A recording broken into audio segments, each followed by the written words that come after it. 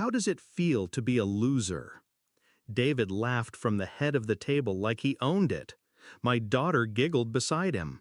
Even my wife cracked a grin. Forks paused. Wine glasses hovered mid-air. Everyone laughed, except me. I looked up from my plate, met his eyes, smiled. How does it feel to know that this loser will no longer pay your bills?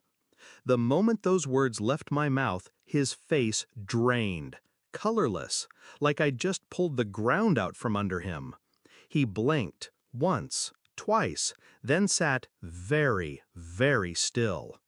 I met David 5 years ago. He was charming, sharp-dressed, polished like a mirror, but hollow underneath. He had ambition, he said, dreams, but no job, no savings, no real spine. Still, when my daughter brought him home, I gave him a handshake and a chance. He told me he wanted to be part of the family. I believed him. So I opened doors, introduced him to contacts, wrote checks when rent was short, tuition was late, or life was just too unfair. At first it felt good, helping, providing. I'd built my life from scratch, brick by brick, and I thought I was handing him the blueprint. But he never built. He just drained. Then came the whispers. He'd make jokes when I wasn't in the room, called me old school, soft, out of touch.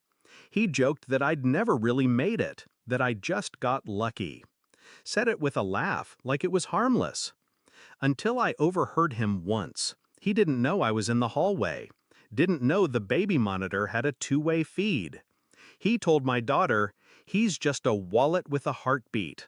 I play nice, we get paid." She didn't argue. She just said, "Don't rock the boat." That was the crack, the first fracture. And I let it sit, let it spread. But I started watching, quietly. Months passed. I reviewed my accounts, found the transfers. He'd set up auto payments from our shared family trust, meant for my grandkids' future. Thousands. For luxury gyms, private clubs, online crypto investments. I stayed silent, not because I was weak, but because I was readying. First, I called my lawyer, had the trust frozen, redrafted, rewritten so only I controlled the disbursement. Next, I rewrote the deed to the house they lived in, titled solely under my daughter's name, conditional to her financial independence.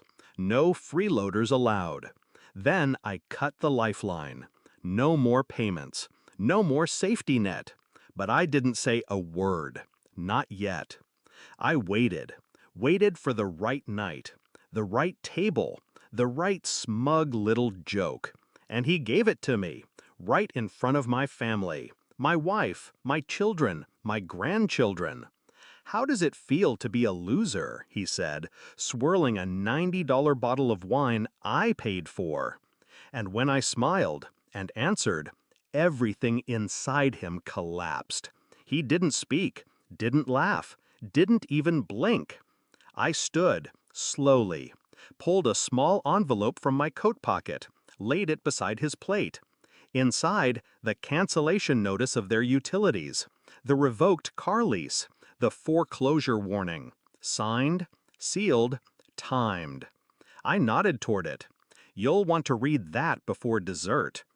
He reached for it like it was radioactive, hands shaking, eyes flicking between the lines. My daughter leaned in, her lips parted, then closed again. "I gave you everything," I said, calm, clear, "and you laughed at me with my own money in your pocket." He opened his mouth. I raised a hand. "No, you don't get to explain. Not here, not now." My voice was low, but the silence it created was loud. "I may be a lot of things, David, but I'm not a fool. Not anymore." He stood, slowly, tried to speak, but the room had turned. The same people who laughed with him now avoided his eyes. Even my daughter didn't move to help him, didn't stop me, didn't say anything. He walked out with that envelope still in his hand. didn't even say goodbye. And when the door closed, I finally took a breath. The kind of breath you take after years underwater. Later that night, my grandson asked me, "Grandpa, are you really a loser?" I chuckled. "No," I said. "I'm the one who taught a lesson." Revenge didn't taste sweet.